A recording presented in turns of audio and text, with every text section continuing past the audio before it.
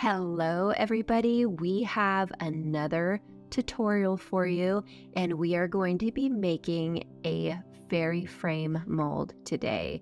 It is just gorgeous. You're going to love it. Pardon the confusion. We have some other supplies in the frame because we are kind of making two at once, but you'll see the other frame ornament in another video. So the mushrooms we won't use today. And then we are using the frame mold, and you'll also want the transfer, the very Merry Christmas transfer for this one, which isn't pictured. And all the list of description, the list of supplies can be found in the description. So go ahead and click on that for a specific detailed list of supplies and a link to your store locator for your stockist that carries these supplies. Okay, we're going to be using the Amazing Cast resin. It's very important that you pour equal parts with the Amazing Cast resin. Follow the directions on the box, but as you can see here, it's pretty straightforward. You're just going to use equal parts. It's very important that you use equal parts exactly because they're reactive together. So if you don't have the right amounts, it won't set up properly. They come with 2 cups with measure marks. You can use those cups. We're using a larger cup and a scale today because we want to make sure we have enough for this frame mold. We're going to be using the rectangle frame in the frames mold here. And then once you pour the equal parts, you'll take a popsicle stick and you'll just stir that up really well. You'll notice that it will get clear and then it will get cloudy and then it will clear up when it's all stirred up nicely. Once it's cleared again, that means it's stirred thoroughly. You can see it get clear there, and then you can pour it right into your mold. Pour carefully, making sure that you have the complete cavity filled. You don't want to miss any of that yummy detail. And then that's it. I have a little extra here, so I'm going to pour some in for our next project, which make sure you check our channel for that one. It's going to be a really fun mushroom ornament. So what will happen here is you'll notice that there will be kind of a cloudy formation that comes into the clear resin, and that will just grow until it becomes completely opaque white. Once it's opaque white, it doesn't necessarily mean it's ready to decast. You'll want to make sure that it's completely set up. Sometimes it can still be, especially for the larger cavities, it can still be a little bit gooey. So just kind of press your finger and make sure that it's hardened all the way through and around. A good way to make completely sure of this is if it's cool to the touch. If it's still warm, it might not be ready. However, a caveat to that is if you want to have any flexibility to your moldings, you do want to take them out while they're still a little warm so that you can kind of form it around something, and then as it sets up, it will keep that form.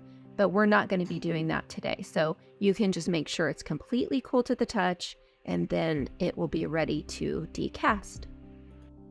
Now, we actually made 2 of these frames because we thought we were going to be sandwiching them together, but then they were so beautiful on their own. I thought they both kind of needed to be in the limelight, so I didn't want it to be two-sided.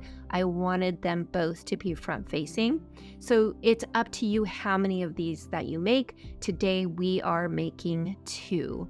So we duplicated these first steps and had 2 frames to work with. So I didn't want you to be confused as we go through the tutorial and you're seeing 2 frames. So if you want to make 2 with us, absolutely do. If you want to make 5 of these, you can. But today we're going to be making 2. So the next thing that we're going to do, as you can see, it has set up. It's all completely white, and we are going to be painting it. We used a chalk or mineral-based paint, and we chose a color like a sage green color. Your stockist will have their own brand of paint, so make sure you get with them and choose a beautiful color in a chalk or mineral-based paint for your ornament. We did 2 coats on this, so set it aside, and you can paint the back if you want. We're going to use a felt on the back. We're just going to use a glue gun to felt the back, but you can also just do a coat of paint if you find that easier. Either way is fine. And then set that aside, let it dry, and do another coat. And if you're making 2 or 3 or 4, you can do this assembly line and paint them all at once. So now we have our 2 frames and they are ready to go.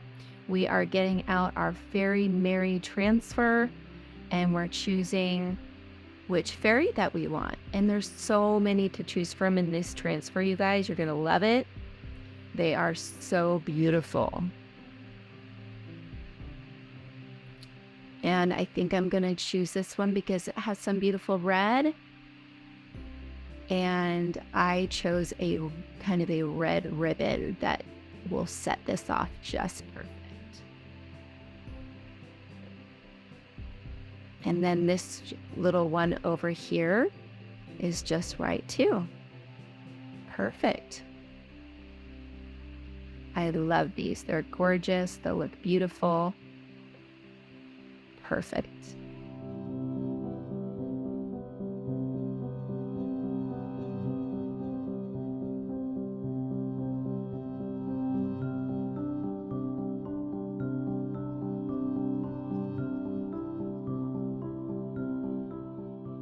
Now I did a just kind of a basic cutout using the grid, but then I put it down on with the backing still in place on the ornament, and I used a pencil to kind of press into the edges so I would get an exact measurement, or as exact as that gets.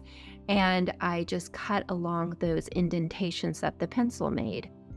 That way it fits really nicely onto that little inside pillow of a rectangle there.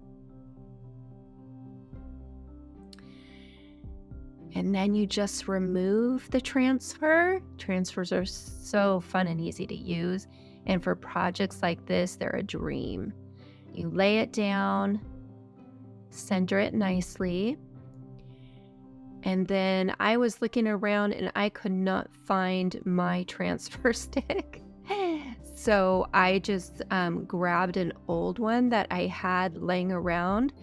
Your transfers will come with a nice acrylic or plastic stick that's nice and sturdy, but I grabbed one of our old wooden ones that we've since replaced. So don't get confused by the different look of my transfer stick.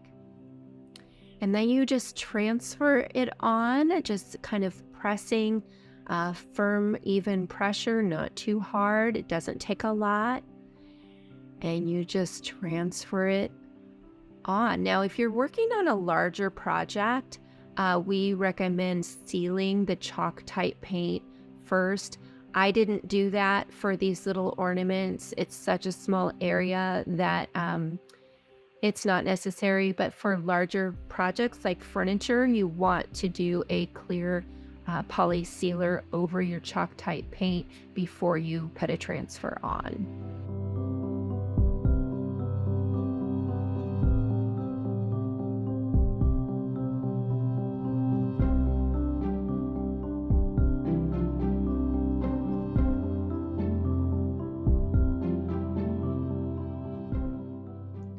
Okay, now you're just going to repeat the entire process with the second or however many other ornaments that you're making.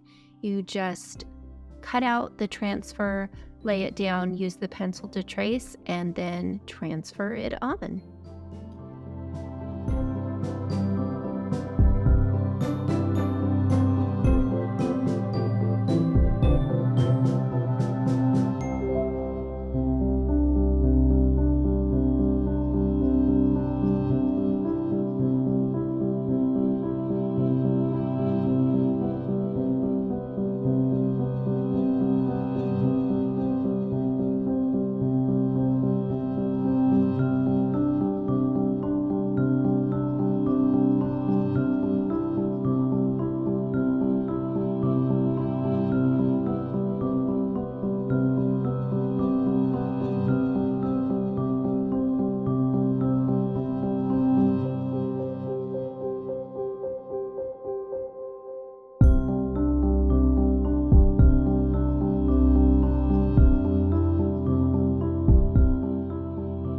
guys, this is where things get fun. We are going to be putting on our wax coat. This is when you start to see all of this beautiful detail and just a little bit of character and age starts coming out in these beauties. We're starting with a clear wax. That way, when we put on our dark wax, it won't slurp it up and just get blotchy. The clear wax just helps it spread beautifully. It also serves to seal the surface and protect it as well. The clear wax you can just be more thorough with because it has no color or pigment in it, so you can completely cover the ornament with it. And then we're going to come in with a little bit of dark wax. A little goes a long way. And then you can just, like so, you just work it into the crevices and all the beautiful detail all around. Just be nice and thorough. And you can go right over the transfer. That's what I did.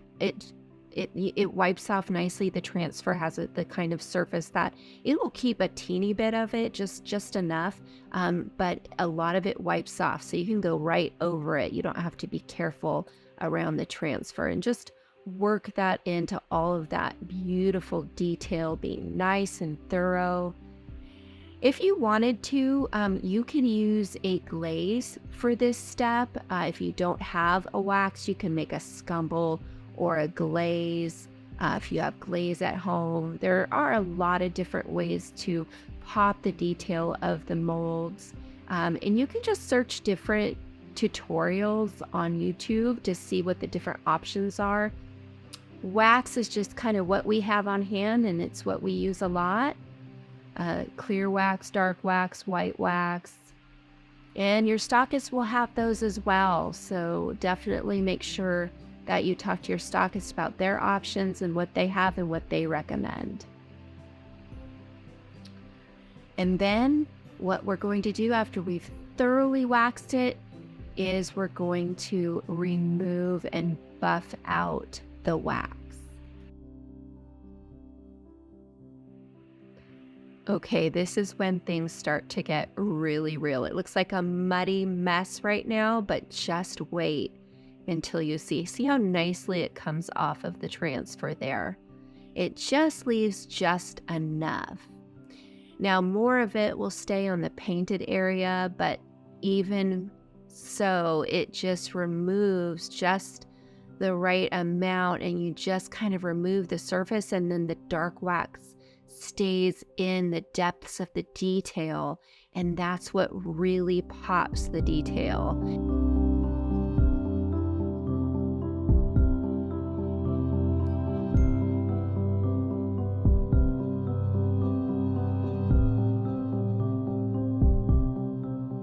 Okay, now we are using a little bit, isn't that beautiful? We're going to take a little bit of gilding wax, gold gilding wax, and we're just going to put a little bit on our finger. You could also use like a nice thick gold acrylic paint with a dry brush. Or I know that some of the chalk paint brands make a really nice like translucent gold finish that you could touch on the details. The point of this gold paint is to really just add a little bit of glimmer, kind of like when you put on foundation and then you put on some highlight. That's what this is, just a wee bit of shimmer on those corners to give it a little bit more interest. It really does look like a beautiful Victorian vintage frame. Look at that detail. It's so fun to put just a little bit of yummy gold shimmer on it.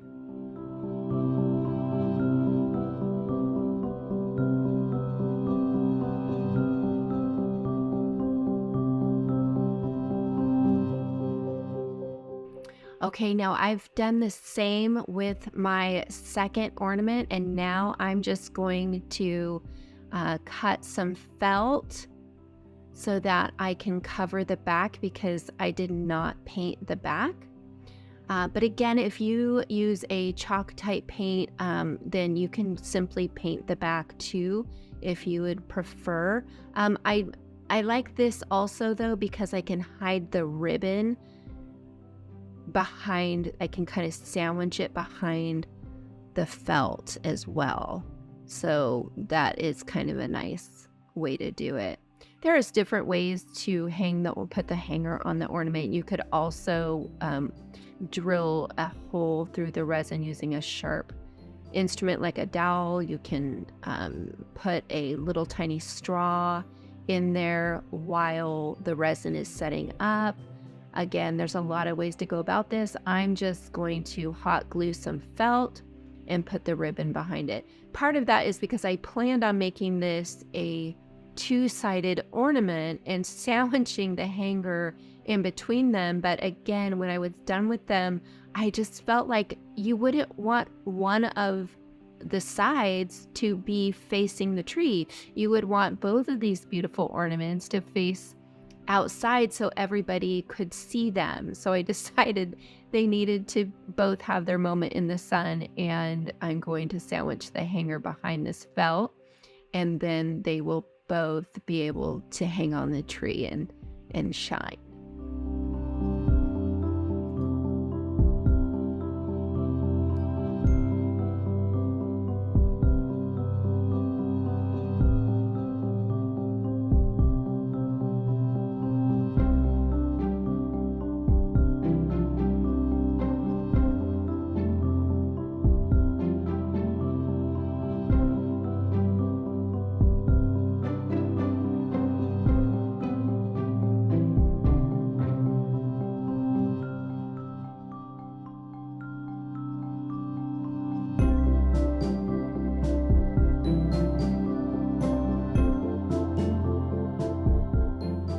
Okay, there is the felt that is finished, but I just wanted to show you what I was talking about, what the original plan was, in case you decide you want to do it this way. The way that these molds are, they're completely the same on both sides, symmetrical, so you can sandwich them and put them back to back and they match up. So that was my original plan, was to sandwich the hanger in between both of these sides. But I decided to make them two separate ornaments. That's it, you guys. Isn't this a fun one? Very quick, very easy, and yet so gorgeous. These would make beautiful housewarming gifts. Not hostess gifts. Hostess gifts if you're going to a holiday party, or a Christmas gift for a loved one or a neighbor. They're just so beautiful. Definitely you have to make these. Make several of them. They're addicting. You're going to want to make a lot of them. Thanks for joining us today, you guys. It's been amazing.